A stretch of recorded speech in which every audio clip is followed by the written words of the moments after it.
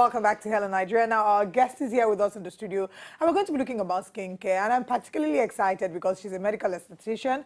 She has a postgraduate medical degree with merit in clinical dermatology from Queen Mary University in London, and she's been practicing aesthetic medicine for 5 years. She's a chief esthetician, physician, and medical doctor at Belfiore Medical Lekki. We have with us Dr. Uju Rapu. Yay! Thank you for joining us. Welcome, Thank you. I'm very excited, that we have you today and that we're having this conversation. Medical aesthetics is something that we've not been used to, but it's really fast rising in Nigeria. So I would ask you, how well is this being accepted? I've been doing this for about 4 years, and at the start, people were definitely like, what are you doing? Nobody does this here. No one's going to patronize you. But I think I just found something I was so passionate about. So I just sort of pushed through, and I find in terms of informing people, telling people why I'm doing this, what we're correcting, the processes, people are becoming more comfortable, and we find people are they're more open to it now, so they're not traveling out as much, so they're actually, they're more accepting of what I'm doing now. Okay, so just so we don't put our listeners or viewers actually in a state of blankness, what is medical aesthetics?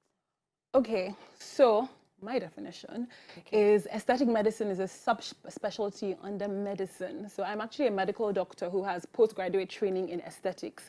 So I know there's a lot of people medical aesthetics, and they're just calling, all over. But my definition is a subspecialty in medicine that covers corrective skincare and non-surgical cosmetic procedures or anything to do with the looks and beauty. So I currently specialize in skin. I have a postgraduate diploma in dermatology, and then I perform non-surgical procedures, so anti-aging treatments, non-surgical lipo, nose jobs, fillers, Botox.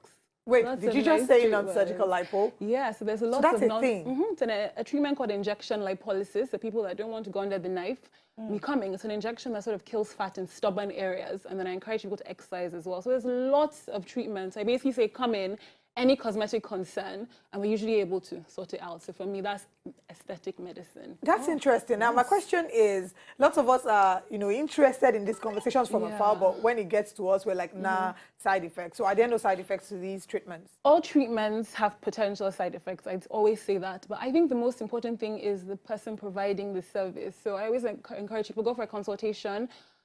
Ask the person questions. Are you qualified? How many have you done? So in terms of professionalism, the person who knows what they're doing, there's fewer side effects. But with all treatments, there's potential side effects. Sun sensitivity, bruising, swelling. So we'd always talk you through this. But I think death.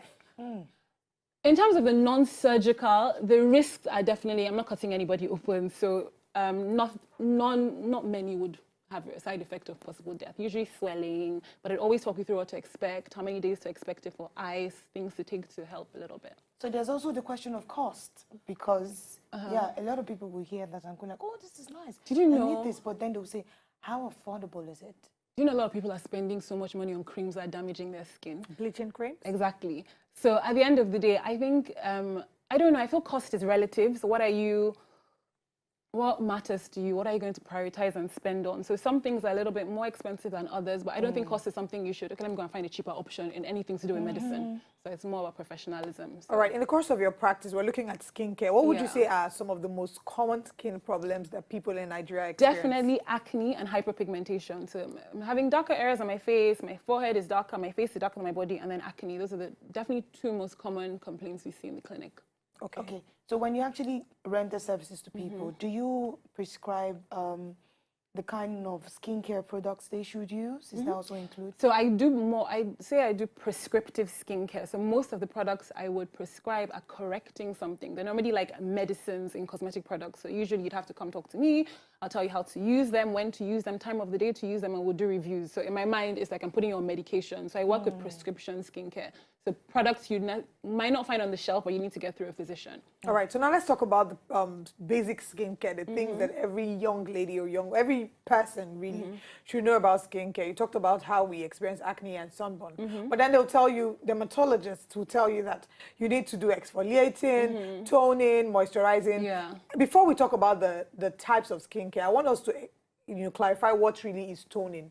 Now, from what I know that toning should be tightening of the skin. But these days, people are lightening their skin color and say, no, I'm just toning my complexion. So what really is toning, and what are the other skincare procedures that one must know about? I'm going to be honest with you. I don't know what people are just using toning for now, because there's the process of using a toner to clean the skin. But what I'm seeing is that people are using toning when they don't want to say bleaching, but they're really requesting the same thing, but using say I'm trying to tone the skin.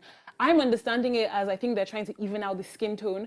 But because most people are complaining my skin is darker, you find that in terms of evening the skin tone, they're hoping you are lightening it a little bit with the word toning. So I think they're trying to even skin tone, but I think most of them are referring to lightening without saying bleaching, because there's sort of stigma around the word bleaching. Okay, so still on the skin, there's some people who have said they've used natural elements that actually helped them tone, not lighten, like you said. Is it also okay to use, because I know somebody who went through a 6-month treatment of honey strictly every day for an hour, and then she was just honey. Yeah, she was doing honey in my house. Happened? And she was getting lighter, and we're wondering what was happening to her. Honey is mixed with some hydrocodone. I don't know what she was doing, but it was working. Yeah. 6 months, 1 hour a day, and we saw her just going shades away from what we knew her to be. Well, the way you deal with her, did you see what she was applying? Family member. Well, okay. I would expect.